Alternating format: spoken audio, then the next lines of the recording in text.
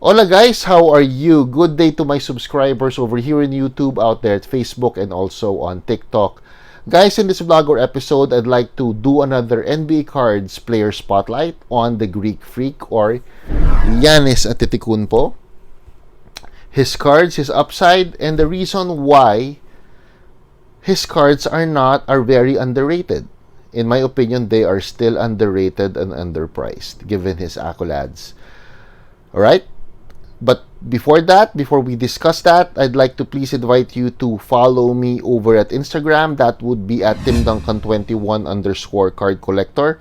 And also to please follow me over at my Facebook page. That would be Revi Mayuyu's Hobby Vlogs. Yes, I have a Facebook page that you could actually follow.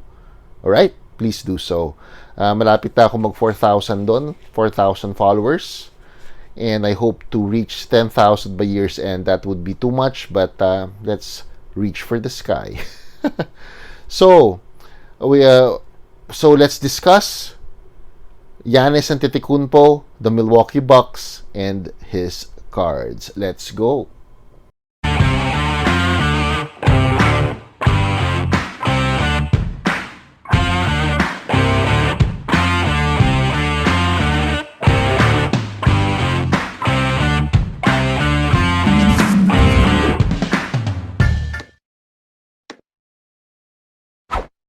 So here we go. As I've mentioned, para sa akin, in my opinion, the cards of Giannis Antetokounmpo are still underrated and underpriced. Especially his non-rookie cards, in my opinion. Given his accolades, let's use my trusted iPad para makita natin yung kanyang mga accolades. He was drafted 15th overall by the Milwaukee Bucks in 2013. And at that time, nobody really wanted his cards. Mabababa lang ang mga cards niya noon. And you could actually get them for under 100 pesos.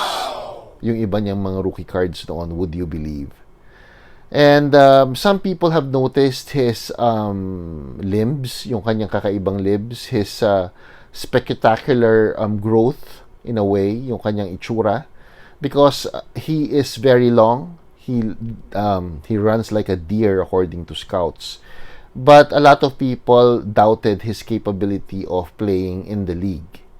But nandoon yung Wembanyama like attributes physically, and that's the reason why some people actually invested on Giannis at that time. But even during that time, mababa ang mga cards. They're really not that expensive. Actually, they're not really expensive.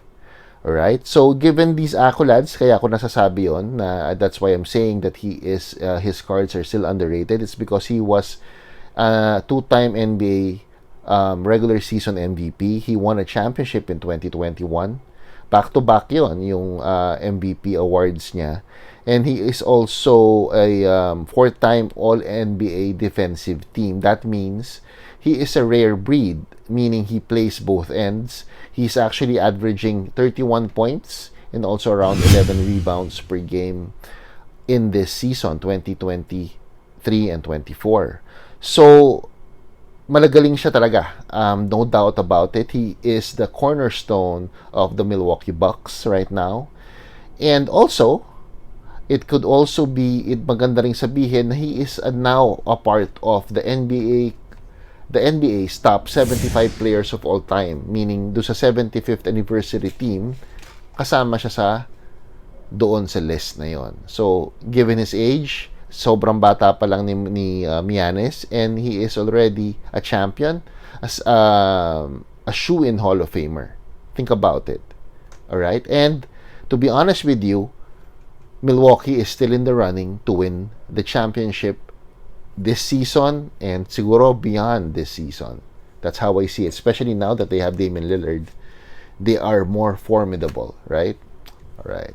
So, what are my favorite cards of Giannis Antetokounmpo, the Greek Freak? As I mentioned dun sa aking introduction, I will be discussing why his cards are not for me are still underrated. All right. First things first. Let's look at my cards. This is one of his rookie cards, Asia release o Asia only release of the Hoops product. Kaso ito tawag ito Panini. This is number 147 of the set. This finishes at around $50. $40 to $50. Okay. Mababa lang. Kaya nga nasabi kong underrated. Next up would be his Select Hot Stars. Oh, sorry, Red Hot. Okay, siguro natatapos to about $100 to $150 right now. And there's a good story about with this because I got this very cheap, but only at about $2 when I was looking at binders during one of the trade days in Robinson's Galleria back in the day. Nobody really wanted to invest or even to get this card for that price. So I decided to get it because I believe in Giannis's hype or upside during that time. Next up is his second year Spectra card from Panini, of course, Global Icons. This is a one per case hit. Kaya medyo mataas na rin to, and I can't find any comps for it actually.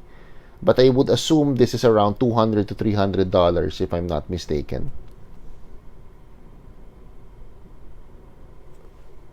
Diba? Maganda siya. Nando doon yung Greek flag. Pakita ko ulit. Ayun ang Greek flag.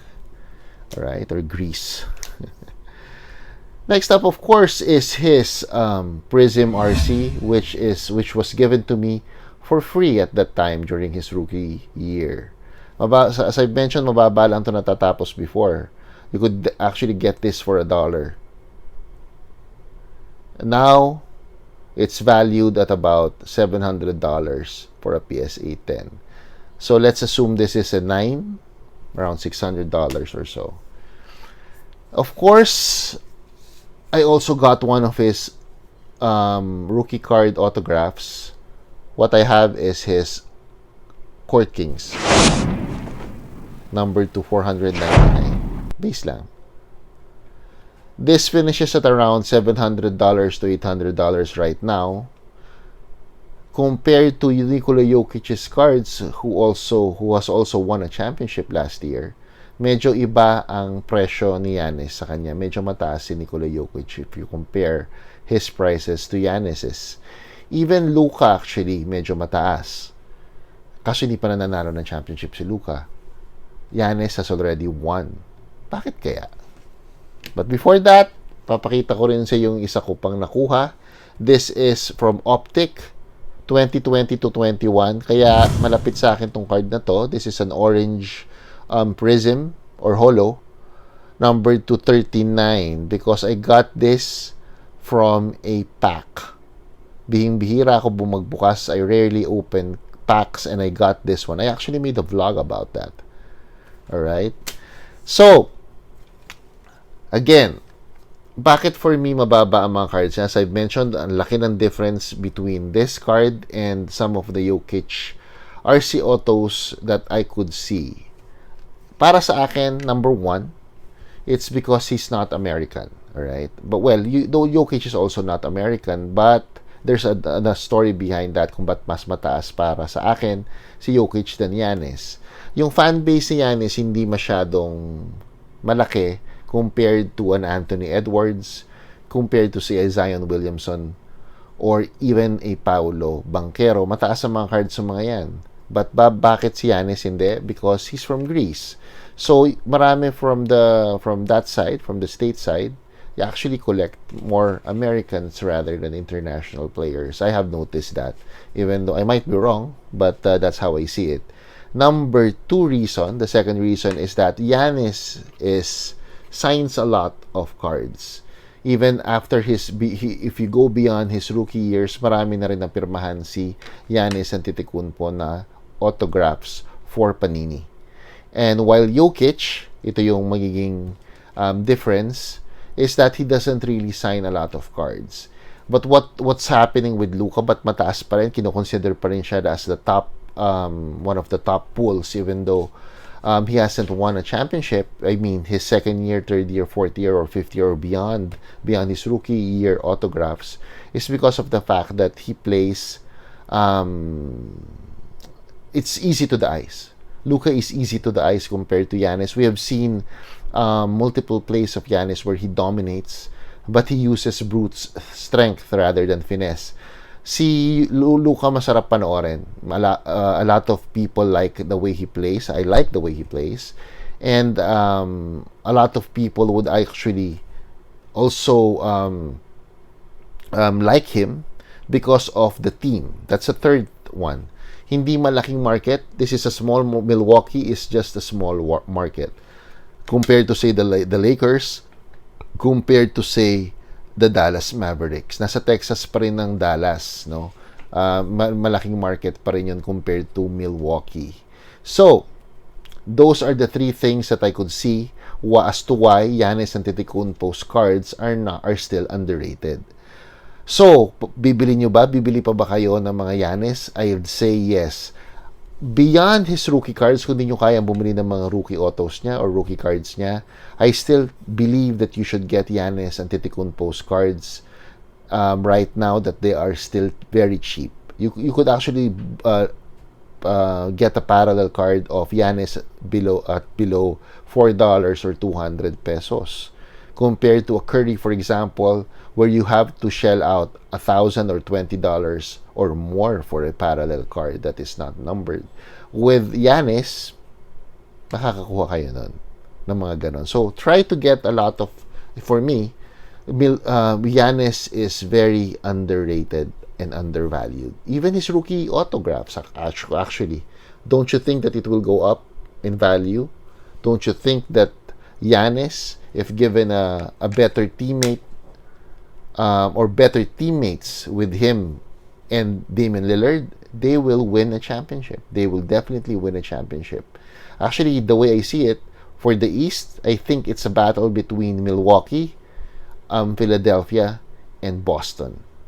Sino mananalo, I wouldn't know. But I'm hoping that Boston would actually win that because they haven't really won in a while, no? And I'm also a kind of a Boston fan in a way because of Larry Bird. But, you'll never know kung mananalo si Giannis at a certain point. Again, manalo ulit at a certain point in his career. So I think, again, the values of Giannis's cards are still undervalued. So there you go.